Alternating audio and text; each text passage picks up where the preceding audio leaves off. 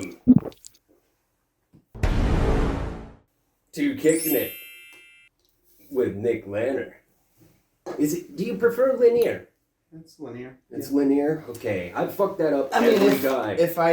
Right off the bat. If we were in Canada, where that part of my family's from, it'd be Lanier, because it's French. Well, but we Americanized the fuck out of that. Yeah, let's keep it easy to pronounce. Oh. Clinky. Gotta hit it with the... Cheers. Yeah. Off to a good start. Yeah, fuck shit up immediately. It's great. Nic Lanier. Welcome, man. Well, so, for those of you who don't know Nick, he's a comedian out of Medford, Oregon, and also a chef. Yes. Okay. And he's in town doing show, and he was lucky enough to tell me to put him on his show, and I immediately said, yes, you better get over here. So yeah, we're kicking it up. I'm kicking it with James Manning. We're kicking the shit out of things. All right, let's start off. I like to start off with a little fun fact. Fun fact about me is sometimes I like a little cold dribble in the beard. What about you got a fun fact? I can't feel the dribble in the beard because I just don't have a beard. And it's got to be cold and off a roof. Right. Yeah. Mm-hmm. Yeah, no, I can't feel that experience, but I like a good... It's just a fun fact. Yeah. Mm-hmm. I'll never get there. It's okay. Oh, you got a fun fact? Yeah, I can't grow a beard. Is that it? Oh, shit. Wow, I'm 31. I'm just hitting bullseyes today. I shaved a week ago. I'm not joking. Actually, I shaved last night. Yeah, to the skin. Yeah, it's actually a tattoo. A fun fact about me. Okay. Dig deep. Yeah. Fun fact about Nick. God, I'm terrible about talking about myself. Maybe that's why I'm a comedian. Or is that part of the job? Can be. I guess. You can lie about everything as a comedian, too. Yeah. No. Obviously, a fun fact about me is I love to cook. I've been cooking since I was 10 years old. I did 4-H cooking. 4-H cooking. Yep. So you raised your own? Nope. As in, I went in and cooked and got ribbons because I was 4-H cooking. Okay. Yeah. When you say 4-H, I was like, did you raise a hog and make your own bacon, You see, people would think that, but I had friends who would raise animals and stuff like that. I was, a poor guy who didn't have room for a goat or a sheep or whatever. Well, I haven't heard of 4-H cooking. Yeah, I mean, they had different programs that were lesser known. They had sewing. Yeah, they had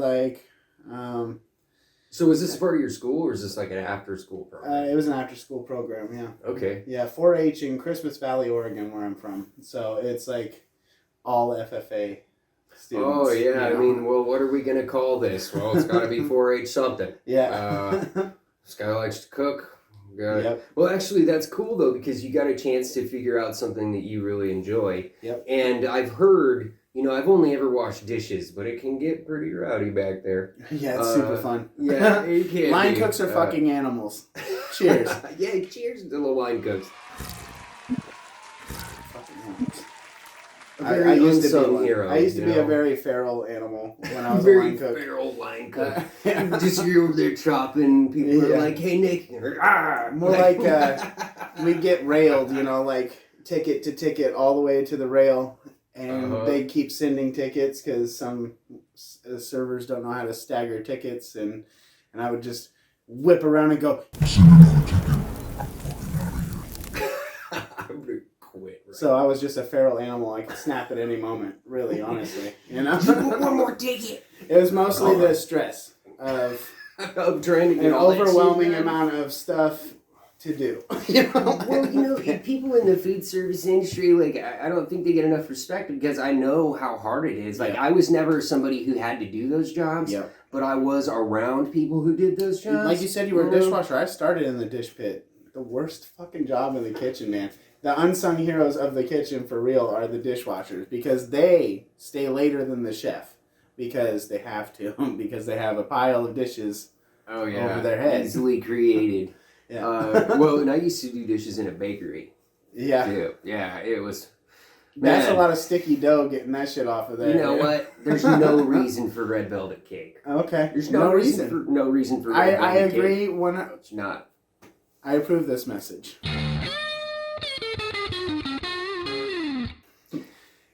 Can we get rid of red velvet cake, maybe? I think we can. You know what the difference is between regular cake and red velvet? It's just like a shit ton of dye. Right? Am I wrong? Now imagine this scenario. You go in, you go into Starbucks and you're like, can I get a cake pop? And it's covered in white frosting and you go to take a bite and it's red velvet cake in the middle. What do? I'm spitting it in their face. You just start eating it and you're like, what is this garbage? It's just red velvet. Fuck off! Just leave it. Throw the stick at him. I didn't ask for red velvet cake. Oh, God. The only reason it tastes different is because there's a whole lot of red 25 or whatever it is. I don't know. I don't know if you're a pastry chef. I mean, I bake, but I have never really baked too many cakes. Yeah, because you're into what's your specialty in cooking? I was actually, the questions that I had for you is, what is your favorite food to eat and what was your favorite food to prepare? Okay. You know what I mean? Okay. So, favorite food to eat. Now, I look forward once a year on Thanksgiving. My mom makes her potato salad. So that is definitely number one in my book. I would say I've never tasted a potato salad that even came close to my mom's potato salad. And it's kind of like the weapon I keep in the back pocket as a chef. I'll put it on my menu. You think I'm messing? I'll put it on my menu. You know, like. Oh, somebody spilled wine on the good recipe for potato salad. What are we gonna do? It's a recipe that only me and my mother know. So it's. You're like, all right, I'm not gonna normally do this. Yeah. But for you, I'm gonna make a special dish. Okay. You know, if I'm trying, I need russet potatoes. If I'm trying to impress somebody with my cooking skills, you know, you got to go pretty much Italian. Or win it every time. Is that kind of something you like to prepare? Is that something I like to really cook good anything at? and everything, but I classify myself as an American chef. I do a lot of American comfort food like chicken and waffles, burgers, you know, like anything that's from like Philly cheesesteaks all the way to Cajun seafood, Cajun food, you know, those are all American food. All the way to New York, they got pizza, they got, you know, like anything that is cooked. You know, the Midwest, you got barbecue all the way down to Texas. And Texas barbecue is dry rub, not sauce. Okay, they hate sauce in Texas. But in Kansas City, it's all about the sauce. So I've just learned everything I can about American cuisine, and that's what I classify myself as. Oh, man. Yeah, well. So my favorite thing to prepare is all of that. All of that. Yeah. I'm glad you brought up sauce. Yeah. Because I am a big fan of sauce. Oh, and you're from Texas. You know, family in Dallas, and we got Oklahoma. We got family in Tulsa. Well, Oklahoma likes sauce. Oh, they got good sauce. Mm-hmm. Their barbecue is fierce. Yeah. I like some Oklahoma in the barbecue. Carolinas, you know, with their vinegar sauces, I can't get enough of that. Well, and even some of the mustard sauces are amazing. I had a mustard barbecue sauce on my Carolina. menu at the Playhouse. Oh, I really wanted to go and get some of that because actually I'm a huge breakfast fan. I got you know, eggs and hash browns, and when it's done, you know, special. You can go to Denny's or IHOP and get it. But when it's done right, it's kind of to me that's American at the max. Because I actually learned when I was younger, like what they eat in Japan for breakfast. And I was like, rice and soup. What? What are you talking about? Miso soup? Like, where's the bacon? You guys Where's the bacon? I haven't seen any cheese. What the you uncultured swine. What do you guys make omelets with? Shrimp? You know? If I could eat sushi every day, I think I would. You know, I'm down with some good sushi, and if the fish is really good, some sashimi can be delicious. Yeah, I'm with it. Salmon especially. For it. Salmon or tuna, you know. I don't really adventure outside of that, you know, when it comes to the raw fish. I haven't yet, anyway. Yeah. Well, I do love sushi and sashimi, but it has to be salmon or tuna for me. I'm like, puffer fish? Not risking it. I'm not risking it. Yeah, and I'm also not paying however much that costs to extract that little piece of meat off of that fish. Oh, yeah. I trained my whole life for this moment. $46 a half ounce. Yeah. I mean, it's got to just taste nasty, right? It can't. It's got to be. It's got to be really good if they went through all that trouble. I don't know. It seems like I heard that lobster's one of those foods. Like, used to be, it was just what poor people ate. Right. And because they could go get the lobster, and then it became popular, and all of a sudden, it's just price went right up because people started eating it when really it was just like something that. Yeah. Like, escargot. Yeah. You know, it was like a starvation food. Or I've been talking about escargot a lot today, man. Oh, really? It's kind of weird. Yeah. Well, you know, you put some salt on a snail and... Yeah. They cook it in garlic butter. I mean, if you cook anything in garlic butter, it's probably better. You know? It's, you know. Can you cook turkey Would bacon? You try escargot? I would try it. Yeah. I assume that it's probably chewy. Yeah. And not super delicious. Although, you know, hey, garlic butter. Yeah. We'll dip in this garlic butter sauce. You know, as long as I get extra sauce. If you put with the anything in garlic butter, it's better. I think if you put cereal in garlic butter, it'd probably be good. I'm gonna put this nug of weed into some garlic butter and should we just dab some garlic butter? What do you think? Let's do it. I think it was gonna work well. I'm ready to make it. Yeah. Oh yeah. Could you just hook me up with a little drip on the garlic butter? Yeah, a little drip. As if I need it. Yeah. Could I get the Papa John's? Those are. That makes eating crust worth it. You know. It's like. Just put that in the idea of an IV bag. You gotta give me the really fake garlic butter from Papa John's, and I'm just gobbling it up. Let me get that preservative stuff. It don't taste right without that. You know, it's like red velvet cake. You know, you gotta put a bunch of weird shit in it. I'm gonna get really hungry talking about all this food. He just told me he hasn't ate all day. I'm trying to torture this motherfucker. Oh, I tore it down. I'm full, but I mean. So here's the funny thing. I was doing some work and I realized that all of the ladders that were there at the job were only a 200-pound weight limit. Oh, nice. That was their duty rating was 200 pounds. I was like, man, I'm crushing that shit by like 100 pounds. Yeah. Well, let me put on my bag with all the steel and, you know, and then... Yeah. No, you're definitely over 300 at that point. Yeah, for sure. So I have, my ladder is a 300-pound duty rating. Yeah. Dude. I need the fat boy ladder is what I'm saying. I can't go with no... You can't get no cheap shit. You need, you know... I need the ladder with cheese on it is what I need. What's the brand of ladder that you like most, man? I gotta go with the Franklin. Franklin's my ladder. Franklin's the ladder. It's good. Ladder talk. You know what? I bought it at Harbor Freight, and it was a little expensive at the time, but, you know, it's been one of the greatest investments I've made, Nick. Let me tell you. And mostly because I have to... Sometimes you got to get way up and change batteries in your smoke detector, or just turn it off. And I can way the fuck up there. By the way, I'm tall as shit, and I can't get up there. All right, I don't know. Were we on a track? We're kicking it with James Manning. It's all over the place, and we kick it. So how did you get into comedy, man? How did that happen for you? So originally. So for Christmas 2006, I got Tourgasm on DVD. It was a Dane Cook's Tourgasm. Okay. So Dane Cook went on tour with 3 of his buddies and filmed the whole thing and put it on HBO.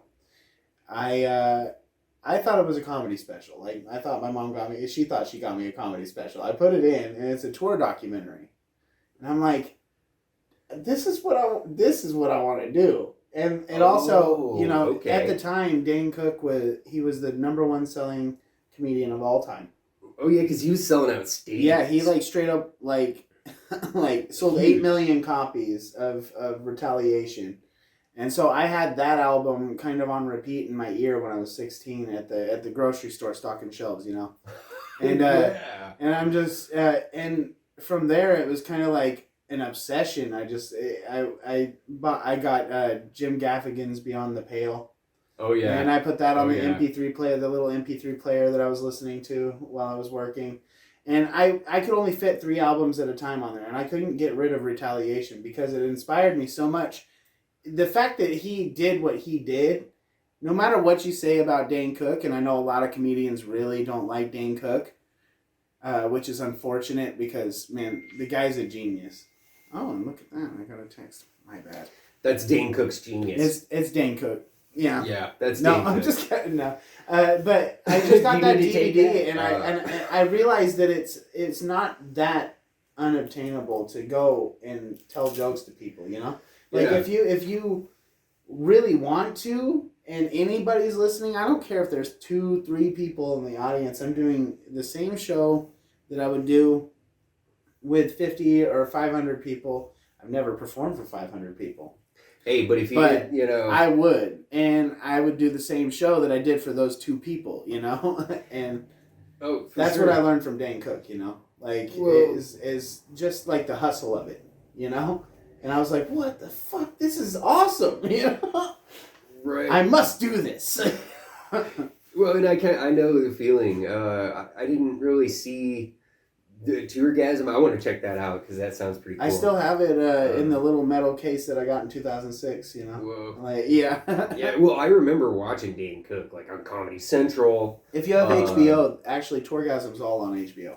Oh, wow. HBO Max, and you could go and watch it Well, and, you know, sometimes, I don't know, you know, whatever happens with comedians, it's like when those specials go out, what they were at that time is what they should be counted as. Yeah. I think. You know, like in some people, maybe you don't listen to it again or whatever. Mm-hmm. But still, take them for what they are from the time that they were released. Mm-hmm. You know, because it's like to look back and try to say one way or another. But it looks like he still sold out fucking huge stadiums. Right. So. And I was 16 at the time. So from 16 until I was 23, I think was the very first time I stepped on stage in a professional manner. And I did okay. It was like 15 people, you know. And then I didn't perform for straight up years after that, you know. And I really regret it now because all it was getting over that hump of, you know, being so damn petrified of people in the crowd, you know. And I've never been really shy, so it was really weird for me, you know. I was just like, you know, frozen, you know. And after that, you know, I did good, like, for probably 5 minutes, maybe. I did okay, you know. And then I just didn't perform again. And I was like, oh, man, you know. And then I performed again when I was 27. Performed for a little bit. Then, you know, just a break in between that until COVID. And then I've performed more during COVID than any other time in my fucking life. Oh, just like on the Zoom? Like, straight up today, the day that we're recording this is actually 1 year that I've gotten back into comedy. Wow. Yeah, so I consider this awesome, my 1 year. This is 1 year into comedy for me. Actually, it's your 1 year anniversary. Today is Don't Be a Dick Day. Dude! Yeah, yeah, Nick. I can do it. Every day. No, I can't. Yeah, I can't. Every day is Don't Be a Dick Day, people. This is, public service for you. Tomorrow. Another one. Tomorrow, don't be a dick. Okay? It's Don't Be a Dick Day tomorrow. International holiday. Next day, can we carry it over? Yeah, I think so. Carry over. This brings me to my next segment. Oh, shit. Are we allowed to cuss on the show? I mean... I think I've blown that out of the water. I don't... It's, you know, YouTube. You know how it works. You got me drinking scotch. Hey, He's got some Glenfiddich 12 in this cup. You know, he's spoiling your boy. I got the bottle for free as a gift, so yeah. But it is delicious. It really is, actually. I've never had scotch too much. Like, I've tried it one other time, and it wasn't as good as this one. Well, it's kind of just a nice thing to relax and have a good drink of scotch once in a while. A good 12 year, not too hurtful. I feel fancy. Mm.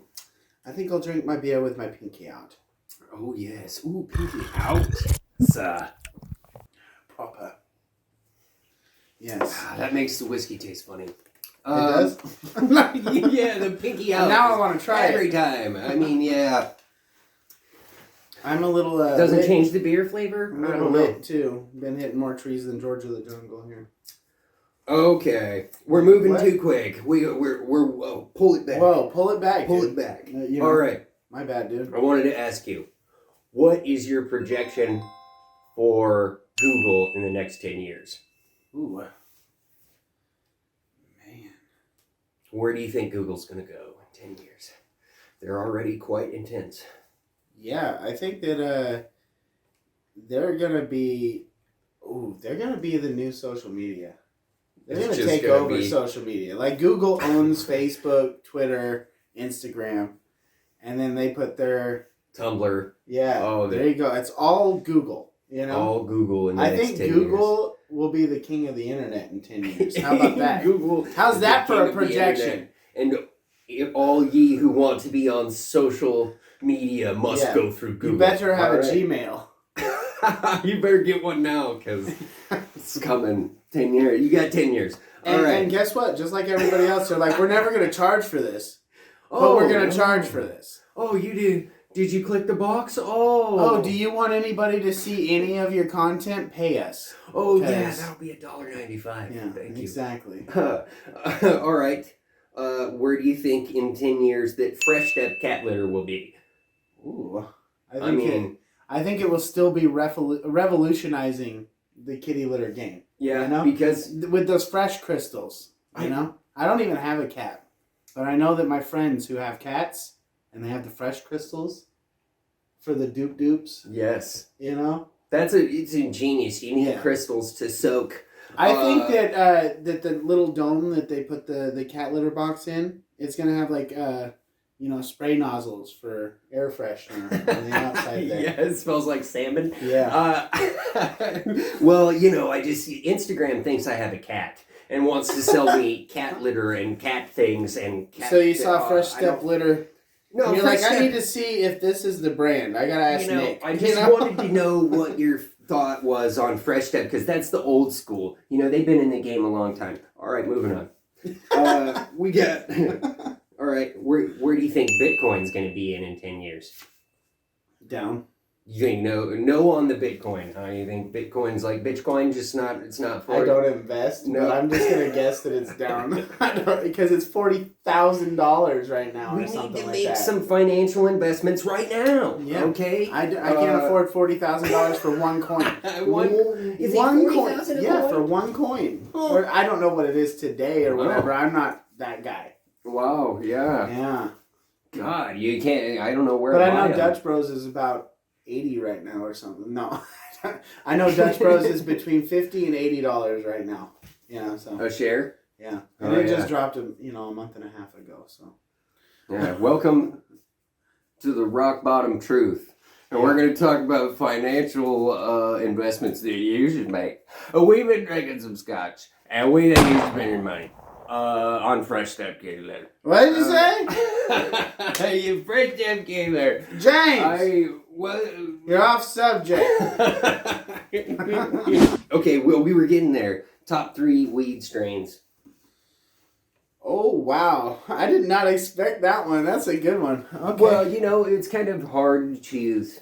But it really, sometimes, there's some that stand out. Right. I will go with the OG Kush. I'll keep it original. Anytime I see OG Kush and you can actually smell it and smell that it's OG Kush, I'm buying it. Mm-hmm. Every time. The nose knows. When it comes to cannabis. I could identify 50 different strains with my nose. You could probably test me with that, you know? Like, there might be a few I could there might be a video in the future for that one. But, so OG Kush, I'll put that as the king of the king, you know? Like, I like a good indica. Number one, we'll put it number one. A good indica is where it's at, for sure. I'm not a sativa fan, so we're going to continue on the indica hybrid train and go Girl Scout cookies. The original Thin Mint Girl Scout cookies from 2009, that good shit, you know? Uh-huh. That's what I miss. And then anything crossed with a good gelato. We'll put that at number 3. Well, sometimes there's the stranges too, the strains that have strange names. Right. That's like Agent Orange or GMO. Which I love Agent Orange. Well, that's okay, they're good. But Yeah. it's always like, I don't want to buy that. Yeah. Like, oh, you want the Agent Orange? Yep. No, I No, it don't. sounds poisonous. Yeah, is what it sounds like. It really draws a very We just smoked some Durban poison, so you know, like I guess you'll smoke a strain that says poison in the name, but not ones that insinuate poison. Yeah, you know, I just have I have a historic link. You know, I started. Hey, I don't care for it. All right, I also don't care for green crack. Like, it's great stuff. I'll smoke the shit out of green crack, but I don't like the name. Okay, like, would you like anything crack? No, I think I don't need any. Well, okay, I might take that back. But let's see. Top 3 dab strains you can remember. Or whatever, if you like to dab a certain kind or... Dab... It's what you can remember, so it's pretty lax on this question. So dab textures? How about that? Let's... okay. I'll go... live resin. That's... Rosin. Rosin will be number 1. Because they have some phenomenal rosin these days. Oh, yeah. And it's like... It is good stuff.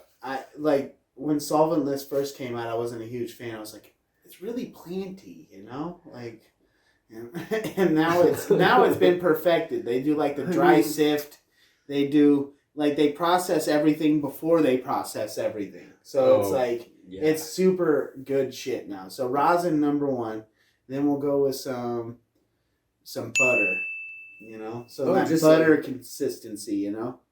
The terpenes. With the dab, okay. Yeah, terpenes. Terpene. Like you could see the terpenes dripping off of the damn thing. So do you ever do crystals in sauce or whatever? They make those pure THC and that's crystals coming in in the at number sauce. 3 right there. Oh, okay. The diamonds in the sauce, you know. The diamonds in the sauce. So the one, the number 2 is just like together. So it's buttery, you know. It's like a honey butter, you know. You're just like, what the hell is this stuff? Ooh. It's just dripping off of the dab stick. Some honey butter on a dab stick. Yeah, that's right. Can I get the dab stick, please? They used to call it, honey oil and stuff like that back, you know, when... Oh, yeah. Like, when they still had butane in it, they didn't know what a purge pump was, so they're like, I whipped it. I remember... You know? But we're smoking, like, neurotoxin. It's like we're getting bit by a rattlesnake every day.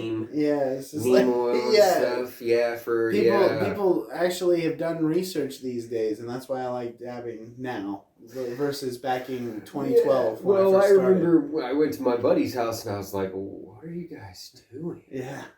I was like, this is drugs. That's not weed. That's drugs. What the fuck are you guys doing? Like, I'm gonna leave. Yeah. And they're like, no, it's just weed. Back in like 2011, 2012. We cooked it in the oven. You walk into a room with someone dabbing and you think they're doing drugs. Dude, it looks like they're fucking freaking. But now it's like, they're just dabbing, you know? It's like, Well, and it was funny. My dad, he was like, "Oh, I don't want to try that." You know, he'll smoke or whatever, but he's like, "I don't want to try no dabs. That reminds me a little too much something else."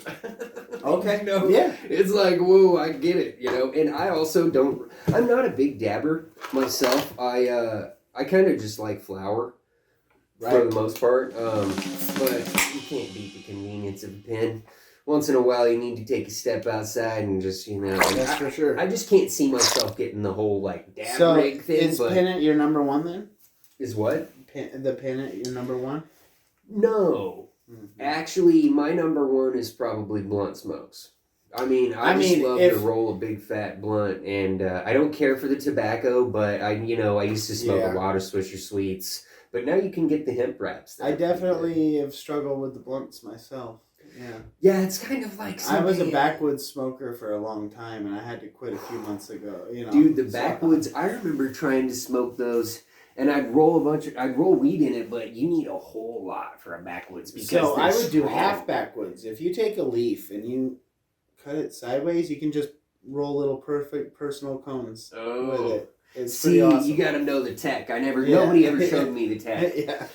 You have upcoming shows. I know you're in town tonight at the Barn Light, which is an open mic that happens every Sunday here in Eugene. Shout out to Eric Sparks. Eric Sparks and Eugene Comedy My boy.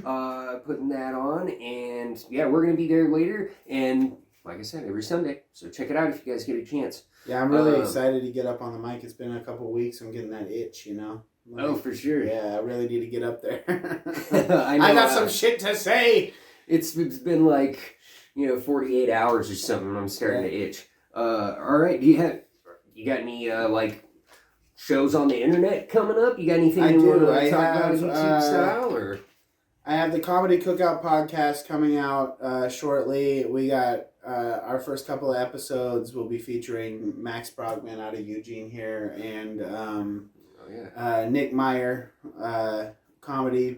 Me and him have been doing it since the beginning together. So and Nic Lanier's out of Medford. Out of Medford as well. Yeah. Yeah. Oh well, and Max Brockman produces the Laugh Track Town at First National Tap House. Yeah. And I believe it's a once a month show.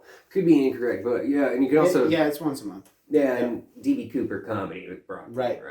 Yeah. Yep. Live comedy. Go check it out. Yeah, support local comedy. We're seriously, we work really hard on our craft, and when we show up and there's two people just chilling at the bar, it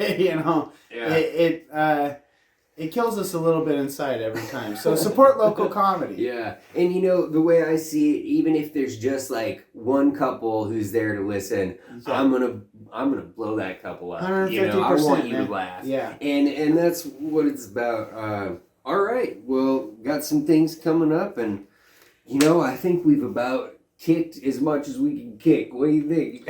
We've done kicked it. We kicked it. Nic Lanier.